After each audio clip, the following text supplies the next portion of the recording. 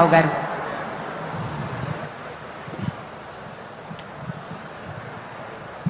सम्मानीय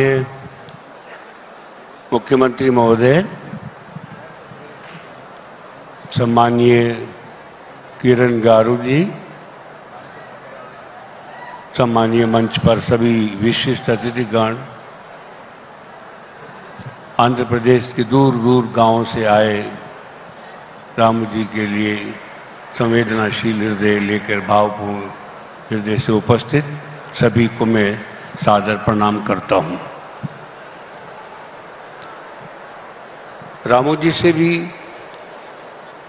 मेरा परिचय करीब 40 साल पहले जब यहां एनटी रामाराव चुनाव लड़ने के लिए खड़े थे तब हुआ था।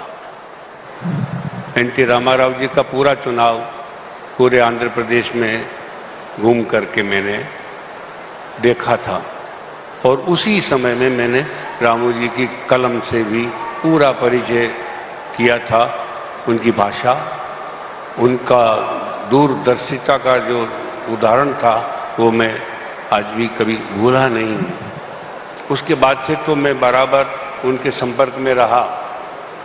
रामू जी की कलम में जो ताकत थी, उनका जो हौसला था, जनता के प्रति उनके मन में जो दर्द था, वो हमेशा एक ही बात कहते थे कि मेरी कलम केवल जनता के लिए है। और मुझे एक बार नहीं कई बार मैंने उनको सरकारों से संघर्ष करते हुए देखा। जीवन के अंतिम दिनों में भी वे संघर्षशील ही थे और उनके सामने एक नई कई चुनौतियां एक साथ खड़ी थी। ये ईश्वर की कृपा कहिए कि अंतिम सांस लेने से पहले उन्हें कुछ राहत मिल पाई। रामू जी एक दृष्टा थे आंध्र प्रदेश के लिए। अब तो तेलंगाना आंध्र दो हिस्से हो गए, पर उन्होंने जिस तरह से परंपरा और विज्ञान, आधुनिक जीवन दोनों का समावेश करने का प्रयास किया, कि आपके सामने है। फिल्म सिटी की परंपरा की बात नहीं थी, वो इस देश के लिए एक बहुत बड़ा योगदान था। लोग बरसों अभी तक, पीढ़ियों तक याद करेंगे उनके इस योगदान को। पर मैंने उनका दूसरा जो परंपरागत रूप भी देखा।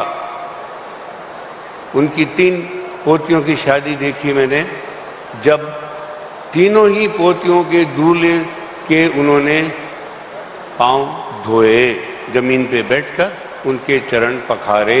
ये इस देश की बहुत बड़ी महान देन है, इस दिव्यता है। मैं इसको दिव्यता कहूंगा कि दिल से वो इतने गहरे भी थे, इस आस्था से जुड़े हुए भी देखा मैंने। व्यापार के स्तर पर तो खैर बहुत ही कुछ उदाहरण उन्होंने छोड़े, और शायद उनकी सरकार से टक्कर लेने का जो सबसे बड़ा जीत का कारण यही था कि उनके व्यापार में कहीं कोई कालापन किसी को पकड़ में नहीं आ पाया। पर ये भी ईश्वर को कहिए कि ईश्वर हर युग में, हर काल में हमको कोई न कोई एक विभूति देता है, जो अपराधियों से, समाज कंटकों से, जनता के हक में लड़ते हैं। और उनमें से मैं समझता हूँ रामू जी एक थे। मेरे लिए तो बहुत बड़ा संबल थे, क्योंकि अब आप देखिए 40 साल पहले तो मेरा प्रवेश ही था पत्रकारिता में, और तब से मेरे करीब करीब हर लेखन पे मैं उनके साथ मेरा आदान प्रदान था। जब हमने अपनी सरकारों से लड़ाई लड़ी, तब हमारा सबसे बड़ा जो संबल था मेरा, वो रामू जी राव थे।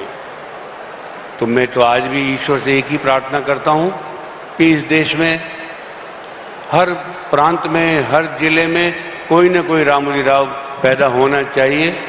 देश इतना बड़ा है, इतनी विभिन्नताएं हैं कि एक रामू जी राव इस देश के लिए कम हैं।